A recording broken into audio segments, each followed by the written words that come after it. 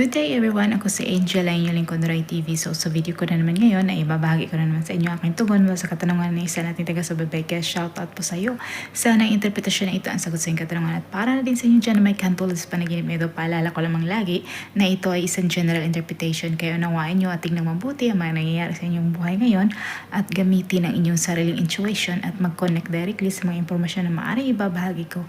At kung ito ay nag-resonate, bawat isa sa inyo, please leave us a comment at huwag na din kalimutang mag-like, mag-subscribe at i-hit ang notification bell para maging updated kayo lagi. At may hindi pa nakapag-follow sa aking Facebook page, i-follow nyo na po Duray TV at i-share nyo na din.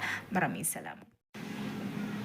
Ang pagkakaroon mo ng panaginip tungkol sa silver na ahas typically ay nag-symbolizes ng isang powerful intersection of transformation, intuition at sa mga untapped value. At ito ay nag-uugnay sa primal earthly energy ng ahas na madalas nag-represent ng paghilom at rebirth. With the refined reflective qualities ng silver, ito ay nagbungkay ng period of inner growth at pure insight. Ang silver madalas nag-represent ng preciousness, wealth, at clarity. At ang pagkakita mo ng silver na ahas ay maaring nag-indicate na maaring na-recognize mo ang iyong mga nakatagong talento o di kaya'y natap mo ito into a valuable untapped part sa iyong potential.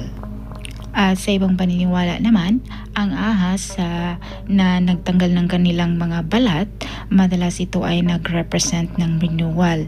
At ang silver na ahas madalas nagtuturo sa pagsisimula ng isang profound healing journey or spiritual awakening.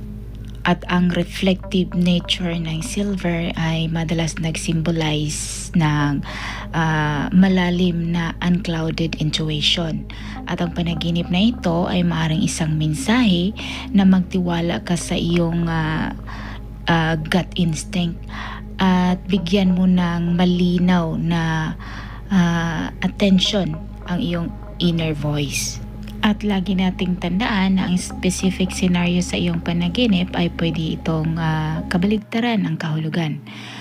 Madalas, ito din ay tinitingnan natin bilang isang positive sign sa iyong or positive sign na nag-ugat or ang iyong inner life are safe, secure at naka-align ito sa iyong soul purpose. At kung halimbawa ang ahas ay nag-lead sa iyo to somewhere, maaaring ito ay nag-suggest na ang iyong subconscious or ang iyong intuition ay maaaring ginaguide ka tungo sa isang bagong direksyon, isang significant life role or isang importanteng realization.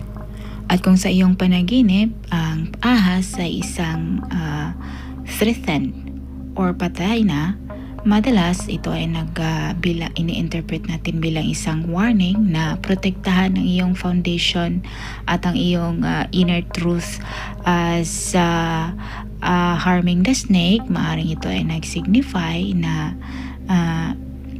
sinasalungat mo ang iyong own good instinct. Sana nagustuhan nyo ang dream interpretation na ibinahagi ko sa inyo ngayon at magibahagi na din sa inyo mga opinion at katanungan sa pamamagitan ng pagkomento sa baba. At kung ikaw ay bago pa lang sa akin channel, ay huwag kalimutang mag-like, mag-subscribe at i-hit na din ang notification bell para maging updated kayo lagi. At may hindi pa nagpag-follow sa aking Facebook page, i-follow niyo na po Duray TV at i-share niyo na din. Maraming salamat. Hanggang sa muli. Paalam.